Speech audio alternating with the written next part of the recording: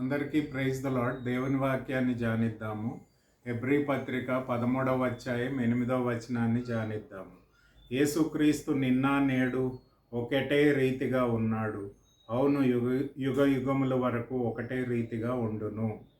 ఈ వాక్యాన్ని మనం చూసినట్లయితే దేవుడు యేసు ప్రభు దేవుడై ఉన్నాడు కాబట్టి ఆయన మారని మాట తప్పని దేవుడు అని దేవుని వాక్యంలో రాయబడినట్లు మనం చూస్తున్నాము. ఈ హెబ్రీ గ్రంథకర్త మనం చూసినట్లయితే హెబ్రీయులు యేసు ప్రభువుని నమ్ముకొని ఆయన బిడ్డలుగా జీవిస్తున్నప్పుడు వాళ్ళు అనేకమైన రెండవ శతాబ్దంలో అనేకమైన శ్రమలను ఎదుర్కొంటున్నారు. అయితే వాళ్ళు యేసు ప్రభువుని వదిలిపెట్టి తిరిగి యూదా మతానికి వెళ్ళిపోవాలని ఆలోచిస్తున్న సందర్భంలో హెబ్రీ పత్రిక గ్రంథకర్త రాశాడు. అందులో యేసు ప్రభు యొక్క ఔన్నత్యాన్ని మనకు చూపిస్తున్నాడు. ఆయన యేసు ప్రభు వ్యక్తిగతంగా గొప్పవాడు. ఆయన చేసిన బలియాగం అన్నిటికంటే గొప్పది. అంతేకాకుండా ఆయన క్రైస్తవ మార్గం అన్నిటికంటే గొప్పది. ఆయన చూపించిన క్రైస్తవ మార్గము అన్నిటికంటే గొప్పది. మరి మోషే కంటే, యెహోషువ కంటే, భూమిలో ఉండే అందరు మనుషుల కంటే యేసు ప్రభు ఉన్నతమైన వాడు. అంతేకాకుండా మరి ఇశ్రాయేల్ ప్రజలు అర్పించే బలులన్నిటికంటే కూడా యేసు ప్రభు ఔన్నత్యాన్ని అంటే ఆయన అందరికంటే గొప్పగా తన సొంత శరీరాన్ని, రక్తాన్ని మన కొరకు బలిగా అర్పించాడు. అంతేకాకుండా ఆయన ద్వారా నిజమైన క్రైస్తవత్వము స్థాపించబడ్డది. అందుకనే నేనే మార్గము, సత్యము, జీవము అని యేసు ప్రభు యోహాను సువార్త 14:6లో చెప్పాడు. మరి యేసు ప్రభు యొక్క ఔన్నత్యాన్ని హీబ్రూ గ్రంథకర్త చెప్తూ ఇక్కడ ఏమంటాడంటే 8వ వచనంలో యేసుక్రీస్తు నిన్న నేడు ఒకటే రీతిగా ఉన్నాడు. అవును, యుగ యుగముల వరకు ఒకటే రీతిగా ఉన్నాడు. కాబట్టి యేసు ప్రభు మారడు అని చెప్తున్నాడు. అంటే immutability of Christ, Jesus Christ. తండ్రి అయిన దేవుడు, కుమారుడైన దేవుడు, పరిశుద్ధాత్మ దేవుడు, త్రియేక దేవుడు, ఎన్నటికీ మారని మాట తప్పని దేవుడు అని దేవుని వాక్యంలో చూపిస్తున్నాడు. మరి యేసుక్రీస్తు ఎల్లప్పుడూ ఒకే రీతిగా ఉంటాడు. ఆయన మారడు, మాట తప్పడు. కాబట్టి ఆయన్ని మనము విశ్వసించవచ్చు, అంగీకరించవచ్చు. ఆయన ద్వారా మనం రక్షింపబడతాము, పరలోక రాజ్యంలో చేర్చబడతాము, నిత్యమైన దేవుని రాజ్యంలో ఆయనతో పాటు మనము పరిపాలించగలుగుతాము. అంతేకాకుండా నిత్యమైన ఆనందాన్ని, సంతోషాన్ని, సమాధానాన్ని, దేవుని యొక్క సన్నిధిని మనం ఎల్లప్పుడూ అనుభవించగలము అని దేవుని వాక్యంలో చెప్పబడుతున్నది. మరి యేసు ప్రభు నిన్న నేడు ఎల్లప్పుడూ ఒకే రీతిగా ఉన్నాడు అని చెప్తున్నప్పుడు దాంట్లో మనము ప్రాముఖ్యంగా మనం చూసినట్లయితే ఆయన వ్యక్తిగా ఎలాంటి మార్పు లేదు. There is no change in his being. అంటే ఆయన వ్యక్తిత్వంలో ఎలాంటి మార్పు లేదు అని దేవుని వాక్యం మనకు బోధిస్తుంది. మరి మనం చూసినట్లయితే కీర్తన 102 25 నుంచి 27 వచనాల్లో మనం చూసినట్లయితే ఆదియందు నీవు భూమి పునాదులు వేసితివి, ఆకాశంలో కూడా నీ చేతి పనులే. అవి నశించును గాని నీవు నిలిచి ఉందువు. అవి అన్నీయు వస్త్రము వలె పాతగిల్లును. ఒకడు అంగ వస్త్రమును తీసివేసినట్లు నీవు వాటిని తీసివేదు అని అవి మార్చబడును. నీవు ఏకరీతిగా నుండువాడవు. నీ సంవత్సరములకు అంతము లేదు. ఇక్కడ మనం చూసినట్లయితే త్రియేక దేవుడు, అందులో యేసు ప్రభు సమస్తాన్ని సృష్టించాడు. సృష్టించిన దేవుడిలో ఎలాంటి మార్పు ఉండదు. కానీ తన సృష్టించిన భూమి, ఆకాశములు కావచ్చు, జంతువులు కావచ్చు, మనుషులు కావచ్చు, వాతావరణం కావచ్చు, వీటిలన్నిటిలో కూడా మార్పు కలుగుతుంది. కాబట్టి మన యొక్క అనుదిన జీవితంలో మనం చూసినట్లయితే మరి అనేక విధాలుగా మార్పులు చెందుతూ ఉన్నాయి. మనుషులు మారుతున్నారు, పరిస్థితులు మారుతున్నాయి, మరి దేశాల్లో ఉండే పరిస్థితులు మారుతున్నాయి. అనేక విధాలుగా మరి లోకంలో ఉండే మరి అన్ని విషయాలు కూడా మారుతూ ఉన్నట్టు మనం చూస్తున్నాం. కానీ యేసు ప్రభు ఎన్నటికీ మారడు అని దేవుని వాక్యం చెప్తుంది. ఆయన వ్యక్తిత్వంలో ఎలాంటి మార్పు లేదు. ఎందుకంటే ఆయన సృష్టికర్త, సమస్తాన్ని సృష్టించాడు కాబట్టి ఆయన సృష్టి మారుతుంది, కానీ సృష్టికర్త అయిన దేవుడు యేసు ప్రభు ఎన్నటికీ మారడు అని దేవుని వాక్యం చెప్తుంది. ఆయన మారనప్పుడే ఆయన నిజంగా మనని ఆశీర్వదించగలడు, మనని దీవించగలడు, మనకి కావలసిన ప్రతి అవసరాన్ని ఆయన తీర్చగలడు అని దేవుని వాక్యంలో చూస్తున్నాము.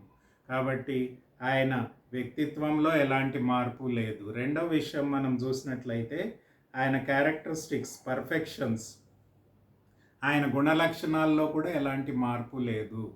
మరి మనం దేవుని వాక్యంలో చూస్తే ఆయన నిత్యమైన దేవుడు, ఇటర్నల్ గాడ్. అంతేకాకుండా ఆయన సర్వోన్నతమైన దేవుడు, సర్వశక్తిమంతుడైన దేవుడు, సర్వాధికారి అయిన దేవుడు, సర్వాన్ని ఎరిగిన దేవుడు, సర్వాన్ని పరిపాలిస్తున్న దేవుడు. అంతేకాకుండా ఆయన నైతిక గుణలక్షణాలను మనం చూసినట్లయితే ఆయన మంచితనం కలిగిన దేవుడు, ప్రేమించే దేవుడు, దయను చూపించే దేవుడు, పరిశుద్ధమైన దేవుడు,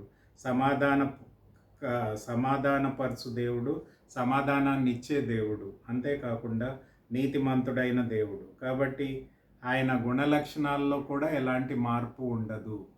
కాబట్టే మనం దేవుని నమ్మగలుగుతాము. ఆయన శాశ్వతంగా మనని ప్రేమిస్తున్నాడు, శాశ్వతంగా మనకు తోడై ఉంటాడు, శాశ్వతంగా మనని ఆశీర్వదిస్తాడు, శాశ్వతంగా మనని ఆ పరలోక రాజ్యంలోనికి నడిపించి ఆయనతో పాటు శాశ్వతంగా ఉండడానికి మనల్ని ఏర్పాటు చేసుకున్నాడు కనుక ఆయన వ్యక్తిత్వంలో మార్పు లేదు, ఆయన గుణలక్షణాల్లో కూడా ఎలాంటి మార్పు లేదు. కాబట్టి మనము ఆ యేసు ప్రభువుని నమ్ముకొని ఆయన ద్వారా మనం ఆశీర్వదింపబడతాము అని దేవుని వాక్యంలో మనం చూస్తున్నాము. కాబట్టి ఆయన గుణలక్షణాలలో కూడా ఎలాంటి మార్పు లేదు.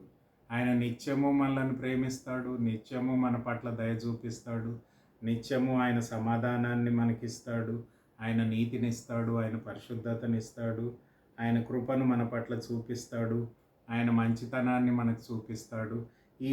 ఈ నైతిక ఆశీర్వాదాలన్నీ కూడా దేవుడు శాశ్వతమైన దేవుడు, మార్పు లేని దేవుడు గనక ఆశీర్వాదాలు దేవుని ద్వారా మనం కూడా పొందుకోవచ్చు అని దేవుని వాక్యం మనకు బోధిస్తుంది. మూడవది, ఆయన పర్పస్, ఉద్దేశాల్లో కూడా ఏ మార్పు ఉండదు. కాబట్టి వ్యక్తిత్వంలో మార్పు లేదు, ఆయన గుణలక్షణాల్లో ఎలాంటి మార్పు లేదు. మూడవదిగా ఆయన వ్యక్తిత్వం, ఆయన ఉద్దేశంలో కూడా his purpose is also eternal. అంటే ఆయన ఉద్దేశంలో ఎలాంటి మార్పు లేదు. 33వ కీర్తన 11వ వచనంలో మనం ఆ మాటను చూస్తాం.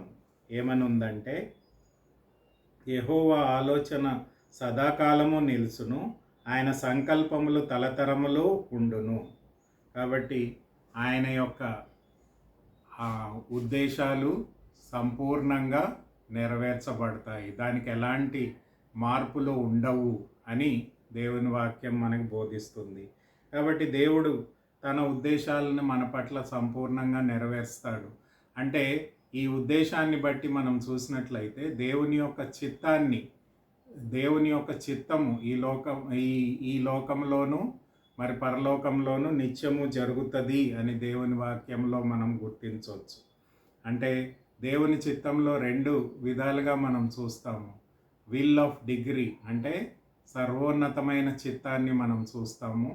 అంతేకాకుండా విల్ ఆఫ్ కమాండ్ అంటే దేవుని యొక్క మానవుడి పట్ల ఆయన కలిగి ఉన్న దేవుని చిత్తాన్ని మనం చూస్తాము. సర్వోన్నతమైన చిత్తము దేవునిది తప్పకుండా నెరవేర్చబడుతుంది, దాంట్లో ఎలాంటి మార్పు ఉండదు. కానీ దేవుడు మనకి ఇచ్చిన ఆజ్ఞలు అది కూడా దేవుని చిత్తమే. నువ్వు మర్డర్ చేయొద్దు, లేకపోతే అబద్ధం ఆడొద్దు, లేకపోతే చెడ్డ మాటలు పలుకొద్దు, లేకపోతే తల్లిదండ్రులను సన్మానించాలి, ఇవన్నీ కూడా దేవుడిచ్చే ఆజ్ఞలు. ఆ ఆజ్ఞలను మనం నెరవేర్చాలని దేవుడు కోరుతున్నాడు. కాబట్టి ఆయన సర్వోన్నతమైన చిత్తము సంపూర్ణంగా నెరవేర్చబడుతుంది. కానీ ఆయన ఆజ్ఞపూర్వకంగా ఇచ్చిన చిత్తాన్ని మనము నెరవేర్చాలని దేవుని యొక్క ఉద్దేశమై ఉంది. కాబట్టి దేవుని వ్యక్తిత్వంలో ఎలాంటి మార్పు ఉండదు, దేవుని యొక్క గుణలక్షణాల్లో ఎలాంటి మార్పు లేదు. అంతేకాకుండా దేవుని యొక్క ఉద్దేశంలో కూడా ఎలాంటి మార్పు లేదు. దేవుడు మన పట్ల మంచి ఉద్దేశాన్ని కలిగి ఉన్నాడు అని దేవుని వాక్యంలో మనం చూస్తాం. ఇర్మియా గ్రంథం 29వ అధ్యాయం 11వ వచనంలో, మీ కొరకు మంచి ఉద్దేశాలనే కలిగి ఉన్నాను, అది మేలుకరమైనవే కాదు కానీ మేలుకరమైనవే కానీ కీడును కలిగించేవి కావు అని చెప్తున్నాడు. కాబట్టి రోమీయులకు రాసిన గ్రంథం కూడా 8వ అధ్యాయం 28వ వచనంలో కూడా మనం చూసినట్లయితే, దేవుణ్ణి ప్రేమించే వారికి అన్ని విషయాల్లో ఆయన సమకూడి జరగడానికి దేవుడు ఉద్దేశించాడు. అంటే ఎన్ని ఆటంకాలు వచ్చినప్పటికీ, ఎన్ని సమస్యలు వచ్చినప్పటికీ దేవుడు మనల్ని కాపాడుతాడు, భద్రపరుస్తాడు. అంతేకాకుండా తన ఉద్దేశాన్ని మన జీవితం పట్ల సంపూర్ణంగా నెరవేరుస్తాడు అని దేవుని వాక్యం మనకు చెప్తుంది. కాబట్టి రోమీయులకు రాసిన గ్రంథం 8:28లో మనం చూస్తాము. కాబట్టి దేవుని యొక్క వ్యక్తిత్వంలో మార్పు లేదు, దేవుని యొక్క గుణలక్షణాల్లో మార్పు లేదు, దేవుని యొక్క ఉద్దేశంలో మార్పు లేదు. అంతేకాకుండా దేవుని వాగ్దానాల్లో కూడా మార్పు లేదు. దేవుని వాక్యంలో అనేకమైన వాగ్దానాలను మనం చూస్తున్నాము.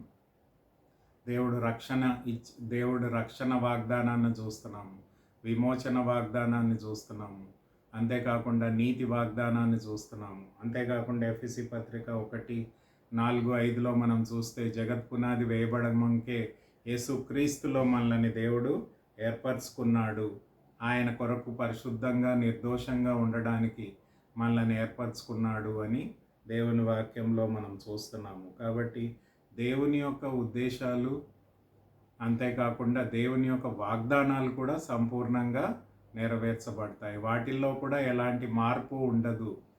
అందుకనే ఎఫెసీ పత్రిక 1వ అధ్యాయం 3వ వచనంలో ఏముందంటే, యేసు ప్రభు ద్వారా దేవుడు ప్రతి విధమైన ఆశీర్వాదాన్ని మనకు అనుగ్రహిస్తున్నాడు అని దేవుని వాక్యంలో మనం చూస్తాం.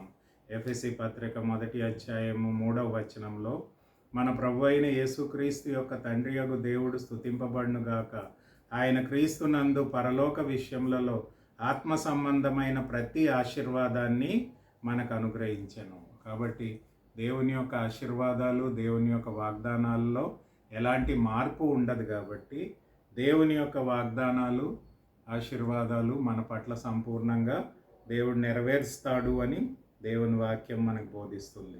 మార్పు లేని యేసుక్రీస్తు, ఆయన వ్యక్తిత్వంలో మార్పు లేదు, ఆయన గుణలక్షణాల్లో మార్పు లేదు, ఆయన ఉద్దేశంలో మార్పు లేదు, ఆయన వాగ్దానాల్లో కూడా ఎలాంటి మార్పు లేదు. అంతేకాకుండా ఆయన సంపూర్ణంగా నమ్మదగిన వాడు. He is faithful, there is no change in his faithfulness. ఆయన నమ్మకత్వంలో ఎలాంటి మార్పు కూడా లేదు. 2 తిమోతికి రాసిన పత్రిక 2వ అధ్యాయము 3వ వచనంలో 13వ వచనంలో ఈ మాటను మనం చూస్తాము.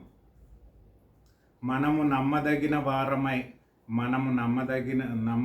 వారమ కాదు, ఆయన నమ్మదగిన వాడుగా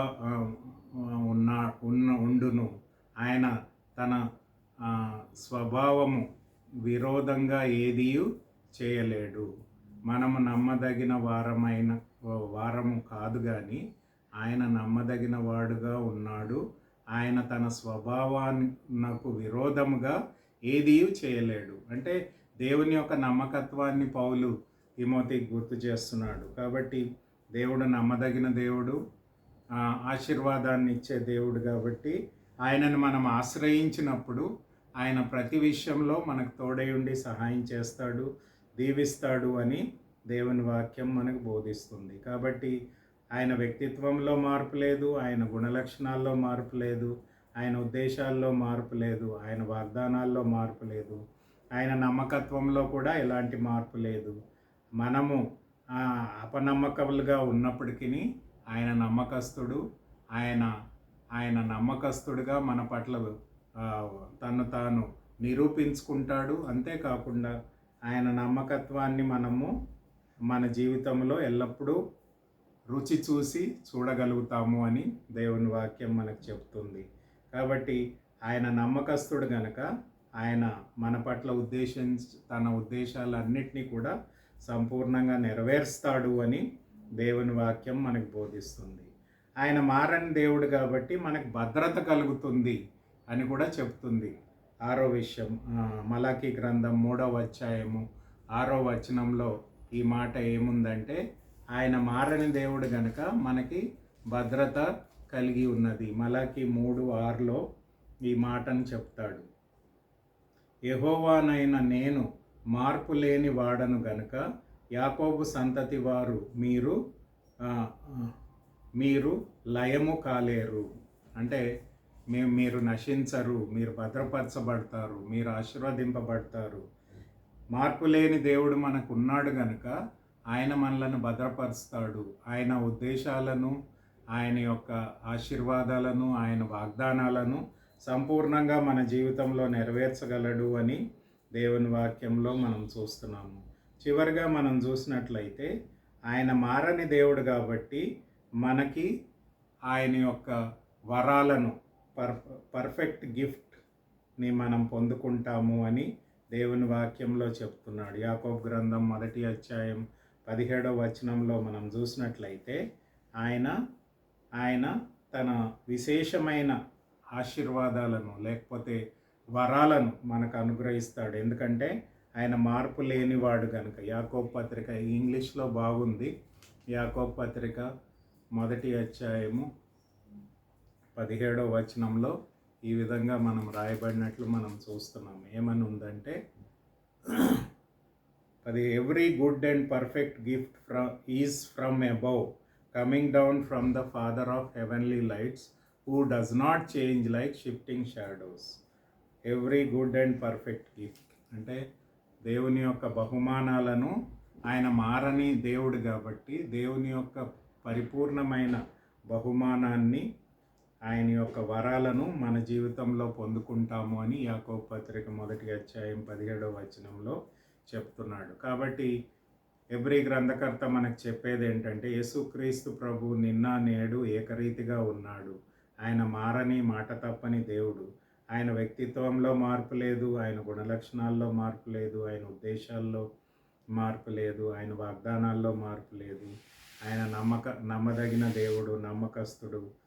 అంతేకాకుండా ఆయన భద్రతను ఇచ్చే దేవుడు, ఆయన వరాలను, ఆయన యొక్క బహుమానాలను ఇచ్చే దేవుడు అని మనం దేవుని వాక్యంలో చూస్తున్నాం. అందుకనే హెబ్రీ గ్రంథకర్త ఏమంటాడంటే, యేసు ప్రభుని మీరు వదిలిపెట్టొద్దు, ఆయన యందు సంపూర్ణ విశ్వాసం కలిగి జీవించండి, ఆయనకి మీ జీవితాన్ని సమర్పించుకోండి. ఆయన బిడ్డలుగా మీరు జీవించినట్లయితే దేవుడు మిమ్మల్ని భద్రపరుస్తాడు, ఆయన ఉద్దేశాలను, వాగ్దానాలను మీ జీవితంలో నెరవేరుస్తాడు, మీకు బహుమానాలను అనుగ్రహిస్తాడు.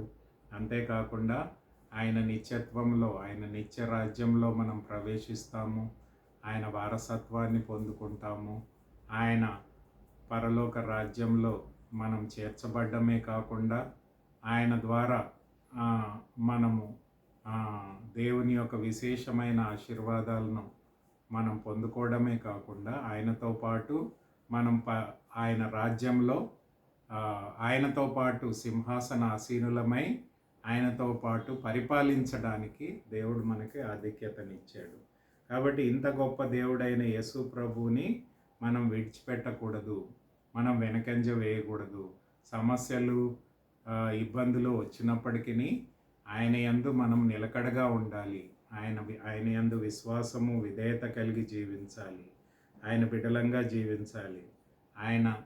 ఆయనని మనం ఎన్నటికీ కోల్పోవద్దు. ఆయన యందు మనం ఎల్లప్పుడూ ధైర్యంగా మరి బలంగా ఆయన ద్వారా ఆశీర్వదింపబడే వారంగా ఉండాలి. ఆయన నుంచి తొలగిపోకుండా ఉన్నప్పుడే దేవుడు మనల్ని ఆశీర్వదిస్తాడు. ఎందుకంటే ఆయన మారని దేవుడు కాబట్టి ఆయన ఎల్లప్పుడూ ఉన్నాడు.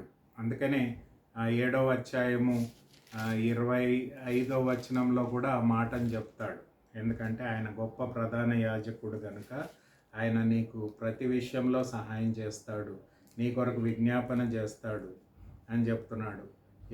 హెబ్రీ 7:25లో ఆయన తన ద్వారా దేవుని యొద్దకు వచ్చువారి పక్షమున విజ్ఞాపన చేయుటకును నిరంతరము జీవిస్తున్నాడు గనుక వారు సంపూర్ణంగా రక్షించుటకును శక్తిమంతుడై ఉన్నాడు.